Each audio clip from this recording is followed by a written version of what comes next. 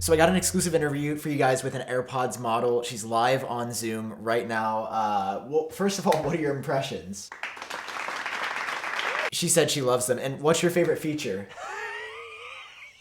The $550 price tag? Wow, you really are an Apple model. All right, we're cutting this interview short. This is too much PR propaganda. I'm here to tell you today some things that Apple didn't make super clear when they announced AirPods. Some, more hidden things, some subdued features, some tidbits that I found really interesting. A couple things that I wish AirPods Max would have that they don't, and a couple things that I didn't know they had. So drop a like if you guys are excited, hit subscribe for more, and let's go ahead and jump in. Probably one of the wilder hot takes that I want to clear up in this video is that AirPods Max only work with Apple products. No, no.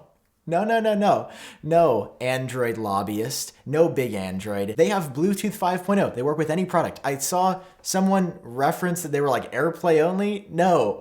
Apple's, listen, they take some questionable moves, but this is not one of them. They have Bluetooth. They will work with any device that has Bluetooth at all in the world. Done. Now, the caveat to that is that you're not going to get spatial audio or the magical one-tap pairing feature if you use it with a non-Apple product. Obviously, Apple product optimized for other Apple products. I wish it would play nicer with other Apple products, but you can get the same audio quality with any device. Okay, I made a comment in my video about the H1 chip inside, and I was like, that's really interesting that Apple's still using the H1 chip. This is what's found in not only AirPods 2, but also AirPods Pro, both of which released last year in 2019.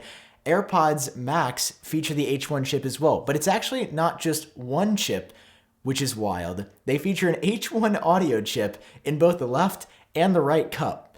So you got double H1 chips in here. And I think that they're gonna need that for all the cool features that they're promising, like adaptive EQ, instant pairing, and all your other favorites AirPods features. And speaking of the chips inside, there is no U1 chip in here. A lot of people thought that because Apple was throwing the U1 chip in the iPhone 12, the iPhone 11 series from last year, the Apple Watch Series 6, the HomePod Mini, that naturally it just made sense to throw this spatial awareness chip inside of AirPods Max, but they don't have it. AirPods Max are confirmed to not have the U1 chip. So what does that really mean? Not a whole lot, but it works in ways like with the HomePod Mini that you can just do instant handoff when you put your phone near the HomePod because both chips know exactly where each other are. And there were some cool implications as well for like Find My, that you would have more precise tracking whenever you go to locate your AirPods Max, which is exactly the next feature that is confirmed. These do support the Find My app. It's been really spotty. I don't know if you guys have ever lost your AirPods. Me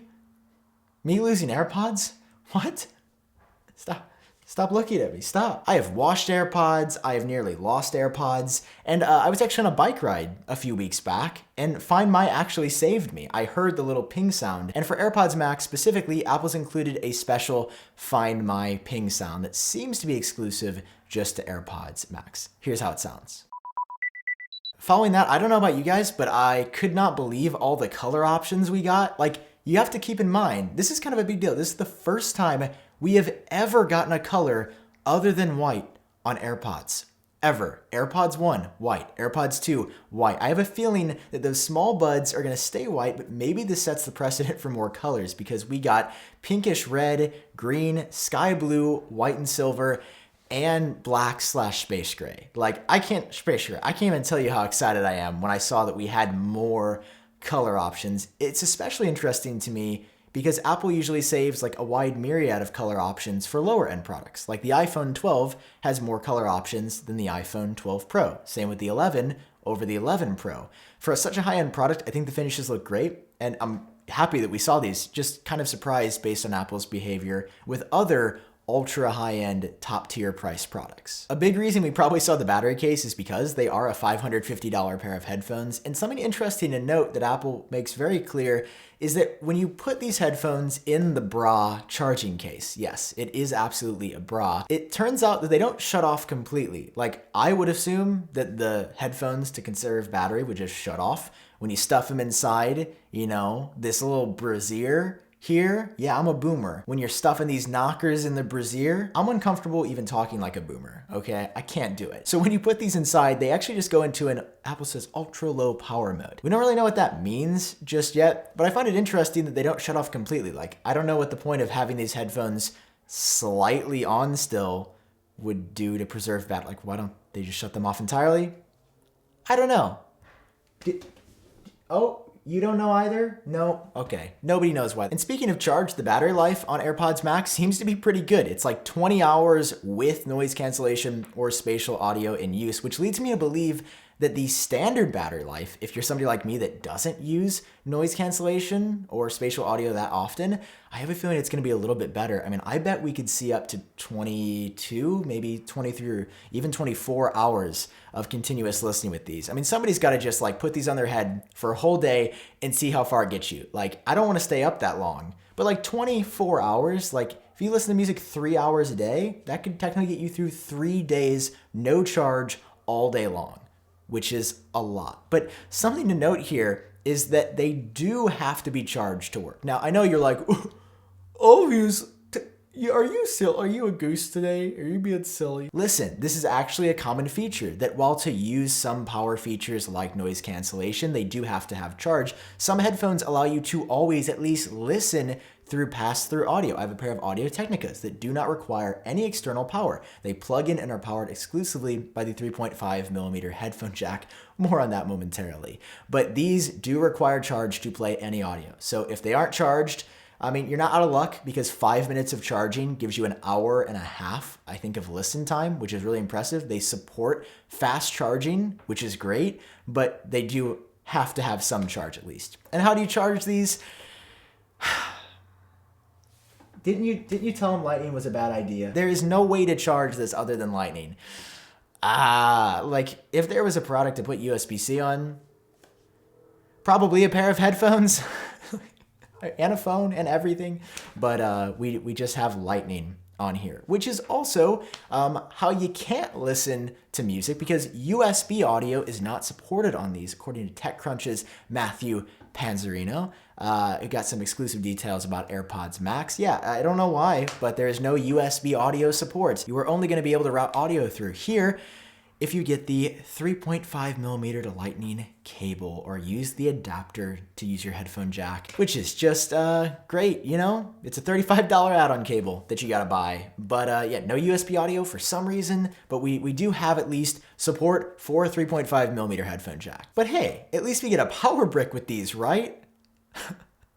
Oh no. So just like with the iPhone 12, the Apple Watch Series 6, and actually how AirPods themselves have been forever, you don't get a power brick in the box. This is a $550 product that you have to find an external power source for.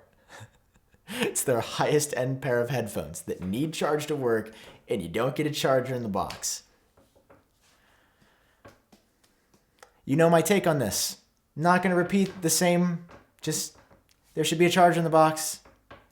There should be a charger in the box. There should be a damn charger in the damn box. But don't worry, for $69, Apple has you covered for that hole in your heart because the ear cushions are interchangeable.